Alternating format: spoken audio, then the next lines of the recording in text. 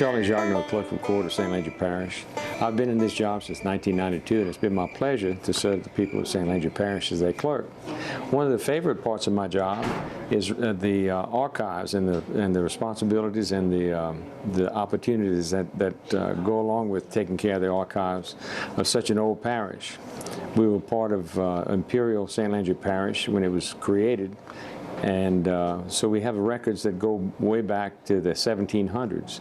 Matter of fact, this courthouse was completed in 1941, but the first courthouse was built here in about 1920, and I'm sorry, 1837.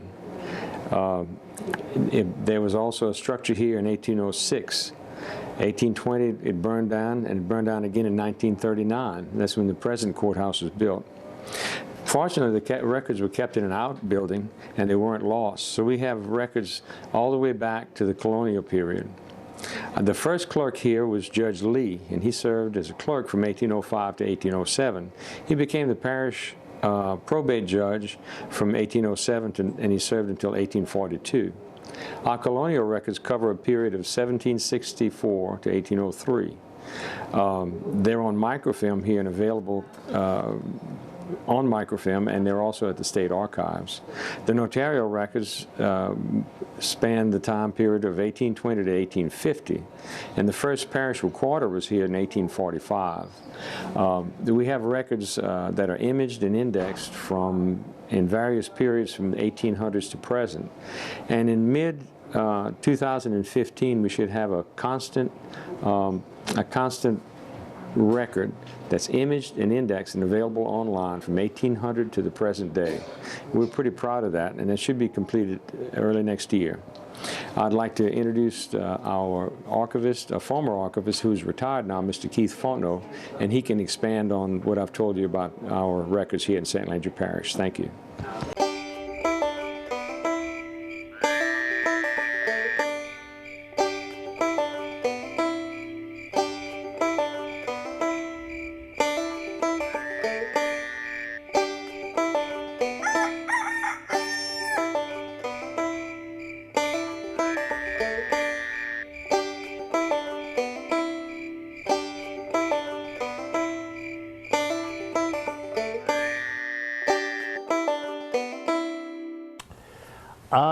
For myself, my surname is Fontenot, which again is a very common name in Southwest Louisiana.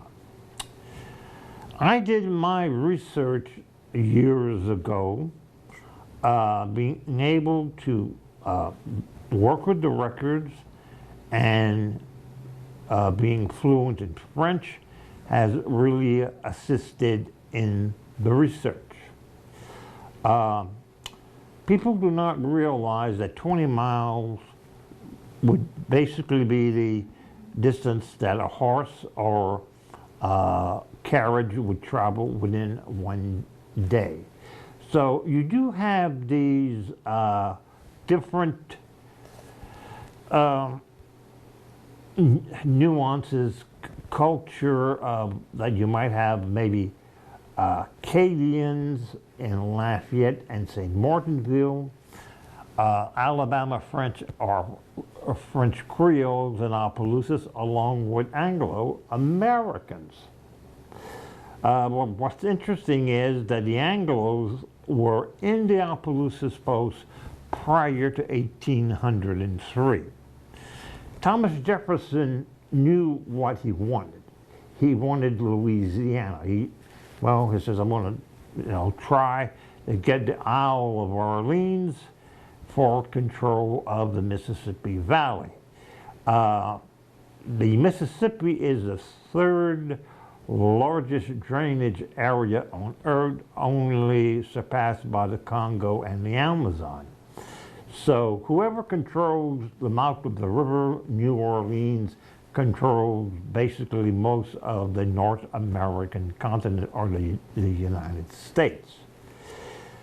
There are also other factors to be considered where climate, nature comes into play. Yellow fever was indigenous to Africa, and there is a theory going on where certain mosquito might have hitchhiked and a cask of water, an open cask of water aboard a ship, and made it over to the West Indies, and then spread the disease. Case in point, Napoleon's army in Santo Domingue and Haiti were decimated by yellow fever, and Louisiana over the years, especially in the antebellum days, did have yellow fever epidemics. So the climate, the volcano could erupt in the East Indies like Tabora did in 1815, and the world experienced a summer that was basically a winter. There was no summer that year. Frost in August, and Jefferson and other individuals lost vast amounts of money with crop failure. And again, back in those days, are still at Mother Earth's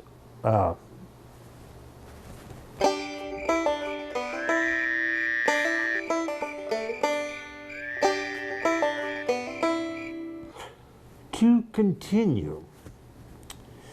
When you come into the archives, do not be afraid to ask questions. This is a learning experience. People basically do not know what functions the clerk of court's office does. It is the it retains the historical documents of the parish. And what makes the St. Landry Parish so unique is that prior to 1840, the parish went from the Atchafalaya River to the Sabine, south to the Gulf, north to Rapides and Natchitoches. So you have a number of parishes which were carved out of the original empire parish, as it was known as one time, since it was a very large political entity.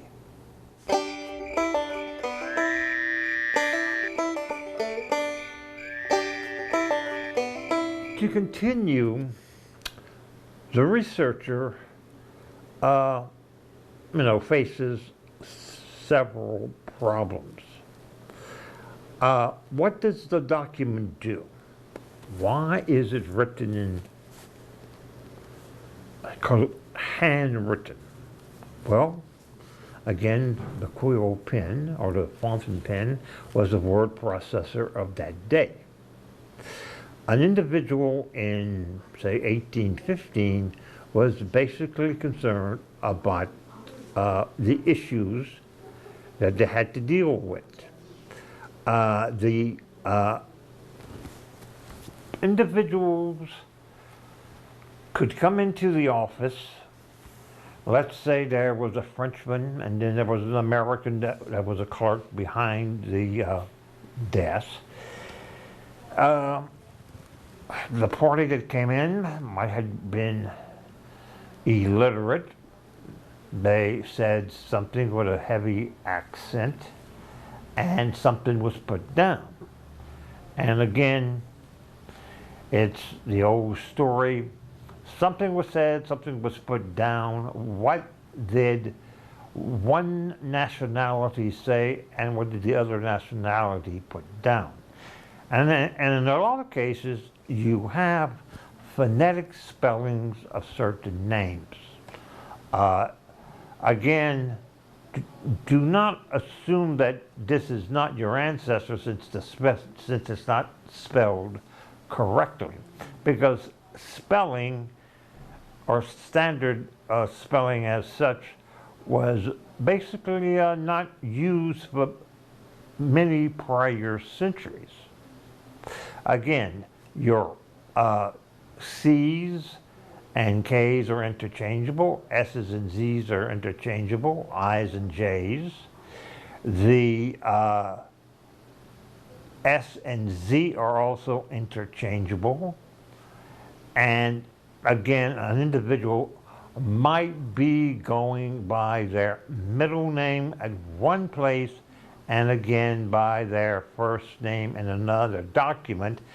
And if you do not know both names, you might not get on the right track. So what I would recommend is talk to the employees at the clerk of court's office who are in the archives, that they can give you guidance and answer whatever questions you have. Again, this is not an exact science, but rather an art. It's basically the detective work. You have to be persistent. You have to sit down, think, and critically analyze what do you have. Case in point, as I said previously, let's talk about the Fontenot family, since that's my surname. Again, you have the standard English spelling of Fontenot. Earlier in the 18th century, it was Fonteneau or Neaux. Again, the family originally traces its ancestry back to Alabama, then to Poitou and Anjou and the Loire Valley in France. What is interesting with the family is that you also have clan names as well, or tribal names, as well as the surnames. For instance, with the Fontenots, you have Belair Fontenots, Manuel Fontenots, LaRose Fontenots. Also with the Fusiliers, you have the Valerial, you have the Boulous, and the Pekins. So you had many individuals with the same name, but they normally would try to put their identity with their local clan name. Again, this basically goes back to the Romans, where you had the given name, the last name, and also the clan name too. And in some ways that, you know, over the years transferred to the records in South Louisiana.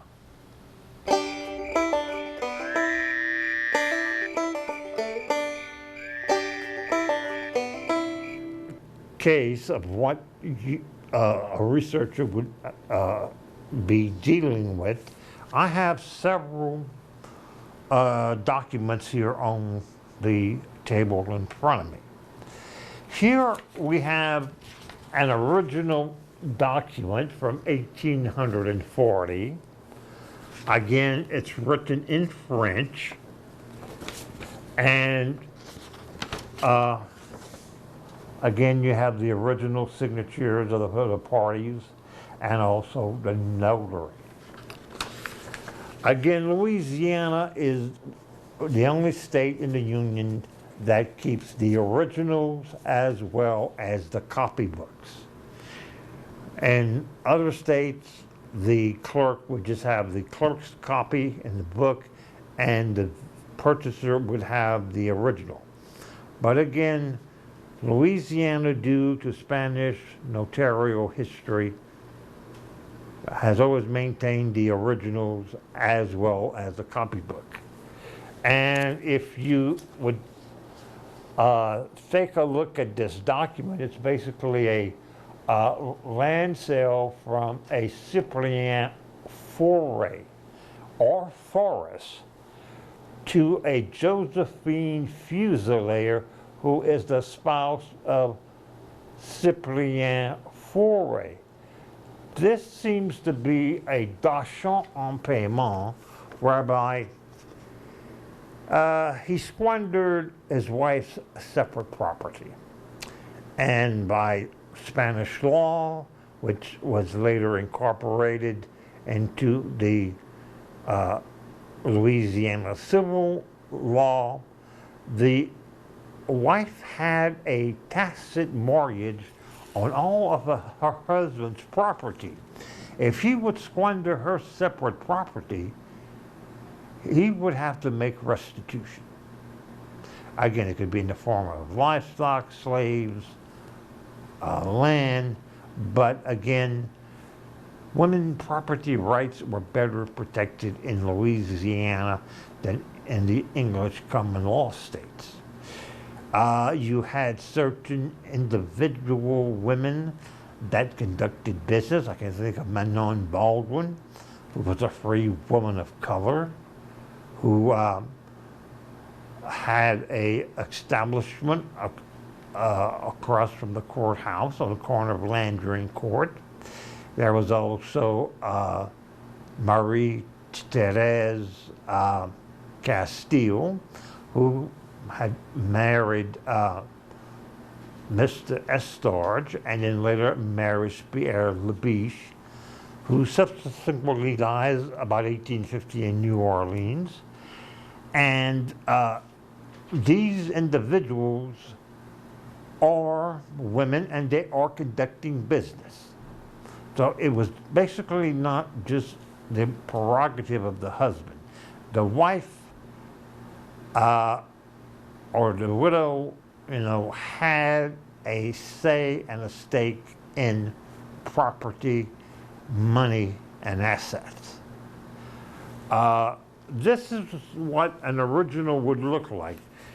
This would have been filed with the clerk of court's office, and then they would have the copybook. A copy would have been made of this document and then indexed. So if there was any, doubt concerning the copybook, you always had the original to fall back upon. What we have here in this book is articles of co-partnerships between William Hasselett and Leonard Claiborne and William Reed to establish a tannery to tan hides. Now, this reflects the early cattle industry in St. Landry Parish. You did ship livestock to New Orleans, but at the same time, you would also tan hides, also grow cotton, sugar cane, and this would basically be shipped from Old Church Landing or what is now the town of Washington down by Yucatala by steamer, which the steamboat started about 1826 in the southern and southwestern part of Louisiana. If you're interested in steamboats, there's a recent work put out by the LSU Press by Carl Brasso and myself, Steamboats in the Louisiana Bayous. It's interesting how some individuals in St. Landry Parish tried to get a monopoly to conduct the steamboat business from the state legislature. But again, it was ultimately determined in one lawsuit that the U.S. Customs Office had the final say in which steamer could come up the bayous and that. But to get back to the individual who is looking for ancestors, you have the marriage records, you have the probates or the estates, which are important in a very large aspect, whereby this puts basically meat on the skeleton. You find out who the surviving widow or widower was, the children. There was usually a family meeting where relatives would get together and with the court's guidance would look after the interests of the minors.